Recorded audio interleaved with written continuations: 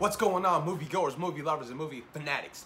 So it's looking like my man Jake Gyllenhaal is in talks to play the upcoming villain in Spider-Man Homecoming, the sequel, as Mysterio. Now, I absolutely love and adore this if this actually does happen. Jake Gyllenhaal is a phenomenal actor. End of Watch, Donnie Darko, Southpaw, Nightcrawler, my all-time favorite film of Jake Gyllenhaal. Absolutely love Nightcrawler. Is in talks to play Mysterio for the sequel to Spider-Man. I'm excited.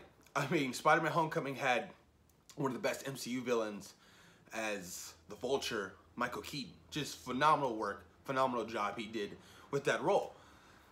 So now it sort of feels like they're leaning towards the Sinister Six, which gets me super excited for the future of these Spider-Man films, because I can only imagine Tom Holland Spider-Man going up against the Sinister Six in the MCU. Just awesomeness, complete awesomeness. I'm going to be whipping out my Spider-Man Ultimate Guide. I've had this book since, geez, man, probably the 6th or 5th grade. As you can see, it's torn up. It's old school. This is pretty much like the whole back history of Spider-Man and all his villains and whatnot from everybody. I mean, they have the Chameleon, Doc Ock, Spider-Man partners, Kraven the Hunter, and of course, Mysterio, you guys. So I'm going to be reading a little bit of his backstory just to get familiar with the character if you guys aren't too familiar with him. I know I'm not too big or familiar with Mysterio, but let's read what this has to say. Quentin Beck dreamed of making movies ever since he was a child. Armed with a battered old movie camera, Quentin built monsters out of clay, starring them in little stop-action films. They each lasted a couple of minutes. While still a teenager, Quentin got a job on a low-budget monster thriller. Quentin got a job on a low-budget... I just read that, my bad. He moved to Hollywood on the money he made and started to look for work as a stuntman and a special effects designer. That makes sense. Though his career proved fairly successful, Quentin wanted more. He grew tired of working behind the scenes and sought the spotlight as an actor and director. But he didn't have the looks or talent to make it as a star, and he was much too temperamental to be at the helm of production crew.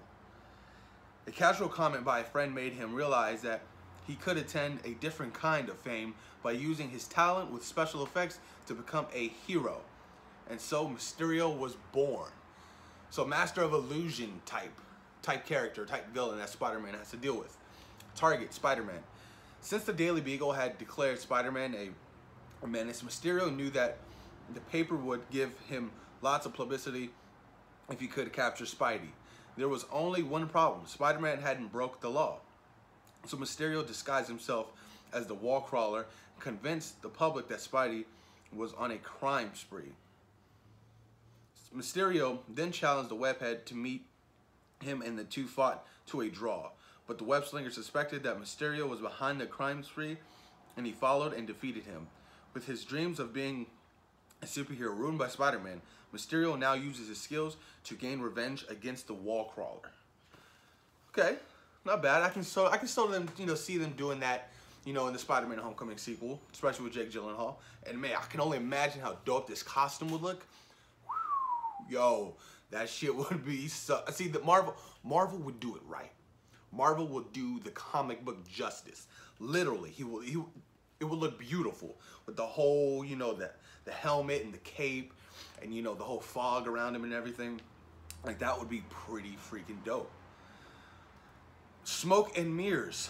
Mysterio's trademark is a trail of smoke released through nozzles hidden within his gloves and boots. Aside from making him appear more mysterious, it can also be mixed with various toxins, acid, and hallucinogens.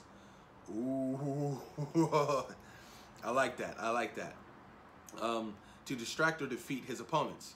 He can even mix it in his own powerful chemicals, which can dissolve Spidey's webbings.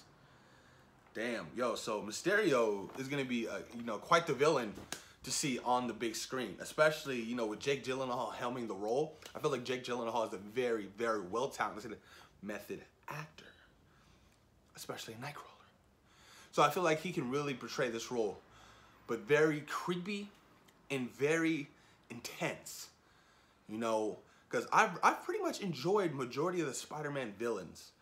When we're talking about Spider-Man 1 with William Dafoe as the Green Goblin, Spider-Man 2, Doc Ock, even, you know, the Amazing Spider-Man 1 with the Lizard. And, you know, of course, the Vulture was fucking phenomenal.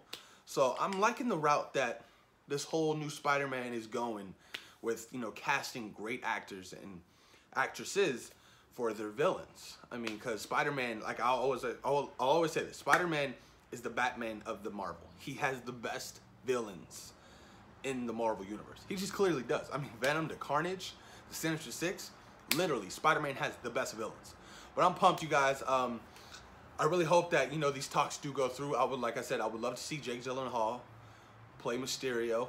You know, as a method actor, he can really kill it and, you know, nail this role. And I can't wait. I mean, the sequel's still set to come out next July, so I'm excited for that. That's after Avengers 4. There's no title for the sequel yet. Tom Holland is obviously returning. They did say that this sequel will take place around the world, around the globe. So expect Spider-Man not only to be in New York, but across the world. But yeah, I'm excited. That's it for the news I've gotten for Spider-Man Homecoming, the sequel. Post your comments down below, you guys. Let me know what you guys think about Jake Gyllenhaal in talks to play the Mysterio. What do you think? So what are your thoughts? Please put your comments down below, you guys. And thank you for taking time out of your day to watch Zero Productions. Peace. We out.